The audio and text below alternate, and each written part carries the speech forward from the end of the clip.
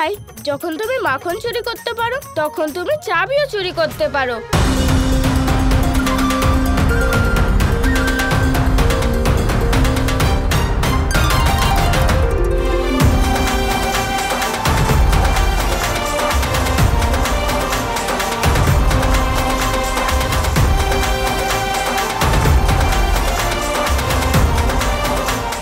গোপাল, তুমি খুঁজে বার করেই দিলে যে সমস্ত মাখন এইখানে আছে। চলুন এবার সবাই মিলে মাখন খাই দাদা।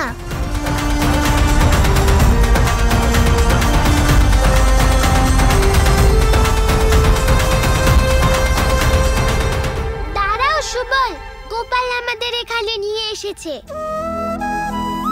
তাই সবার প্রথমে গোপালই খাবে। বৃন্দা কত ভালো, তাই না দাদা? হ্যাঁ, একদম ভালো না ওই মেয়েটা। আক্রমণ!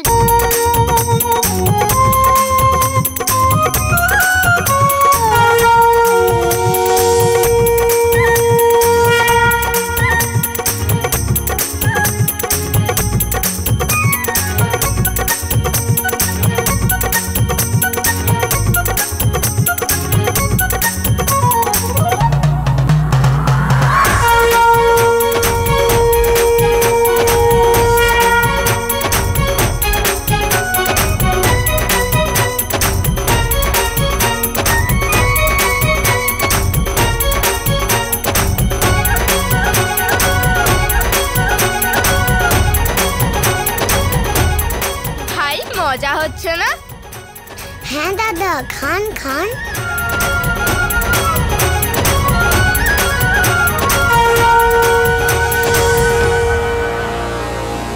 চাবির গুচ্ছগুলো কোথায় গেল? ক্ষমা করবেন, আমি চাবির গুচ্ছ সঙ্গে নিয়ে আসতে ভুলে গেছি। আমি এক্ষুনি গিয়ে। এ কি করে সম্ভব? যদি তুমি বাড়ি থেকে এখানে আসার জন্যই বেরো, তাহলে চাবি কি করে ভুলে গেলে? আবার এরকম নয় তো যে তুমি আমাদের সাথে ছলনা করছো? না না, আপনি আমাকে ভুল বুঝছেন। আমি এরকম কেন করব? আমি এক্ষুনি চাবির গুচ্ছ নিয়ে আসছি। দাঁড়াও, আমাদের সময় নষ্ট করো না।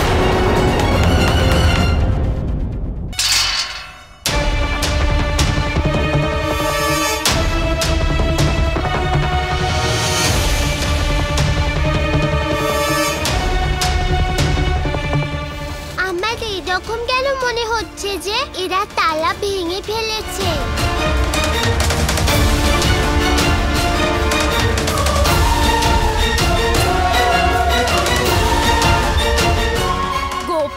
এইবার তো এরা ভেতরে চলে আসবে। এত সহজে কি করে আসবে দাদা? আমার কাছে সব সমস্যার সমাধান আছে।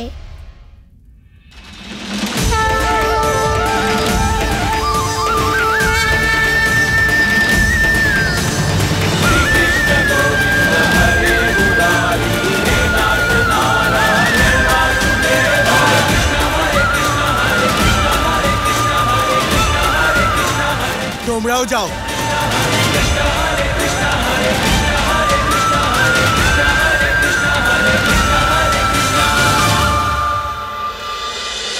দাদা, এই দরজা ততক্ষণ ভাঙবে না যতক্ষণ আমাদের কাজ না সম্পূর্ণ হচ্ছে।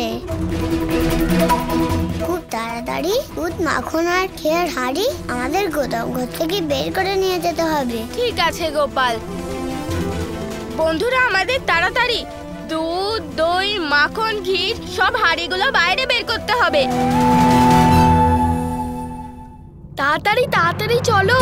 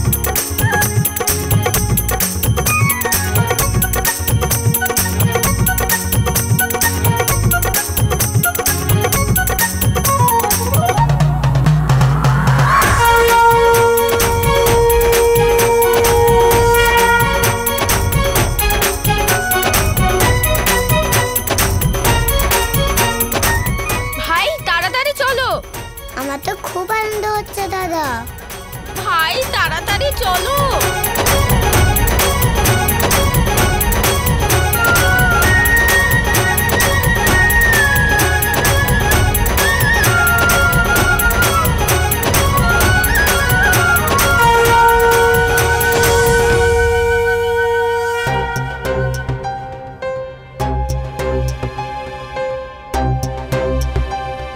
একই সব খালি, কিন্তু এ কি করে সম্ভব? তার মানে এটাই সত্যি, তুমি আমাদের মূর্খ ভাবছো। আর এই কথা যখন মহারাজ জানতে পারবে তখন দেখবে তোমাদের কি দশা করে। কিন্তু অপমান, ঘোর অপমান মহারাজ কংসের। সত্য তো এটাই যে তোমরা করের জন্য কিছুই একত্রিত করনি, আর এখন চিৎকার করছো। দেখুন, আমাদের বিশ্বাস করুন, সত্যিই চুরি হয়েছে। শুধু আমরা এইটুকুই জানি না যে কে চুরি করলো। তোমার মনে হয় যা তুমি বলবে আমরা বিশ্বাস করব? আমরা জানি যে গোকুলে আজ পর্যন্ত চুরি হয়নি, তাহলে আজ কি করে হলো? এর পরিণাম ভুগতে হবে তোমাদের। আমরা এখনই গিয়ে মহারাজকে এই কীর্তির কথা বলবো। না, শুনুন,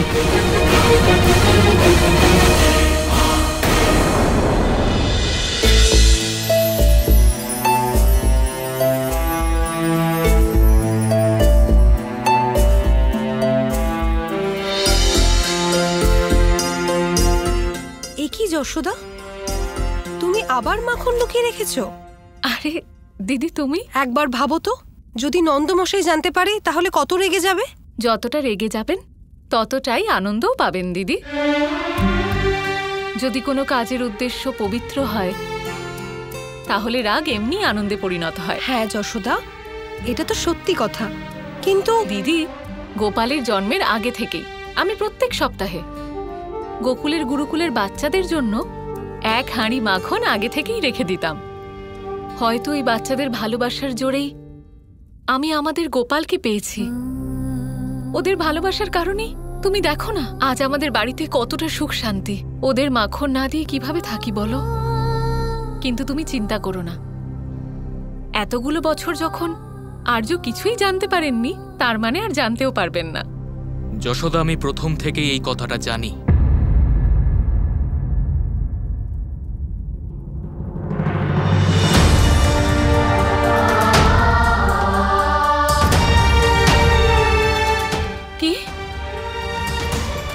কোন কথা আর্য?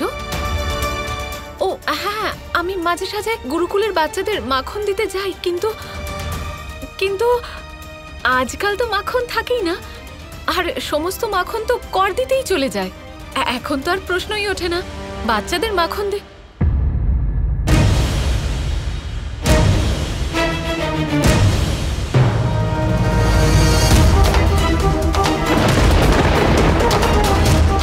এটা সত্য যে তুমি গুরুকুলের বাচ্চাদের জন্য এই মাখন লুকিয়ে রাখতে। না ওটা কখনো লুকোনো ছিল, আর না লুকিয়ে থাকবে। যে কাজ করে তুমি আনন্দ এবং সুখ পাও সেই কাজে আমার কোনো আপত্তি নেই যশোদা। কিন্তু আজ কি আর্য? আজকে আমাকে ক্ষমা করো যশোদা।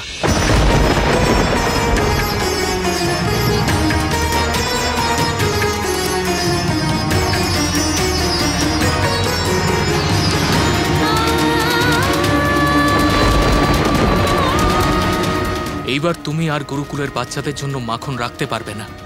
কেন আর্য? কারণ কংসকে কর দেওয়ার জন্য যা দুধ, ঘি, মাখন আমরা বাঁচিয়ে রেখেছিলাম সেই সব চুরি হয়ে গেছে।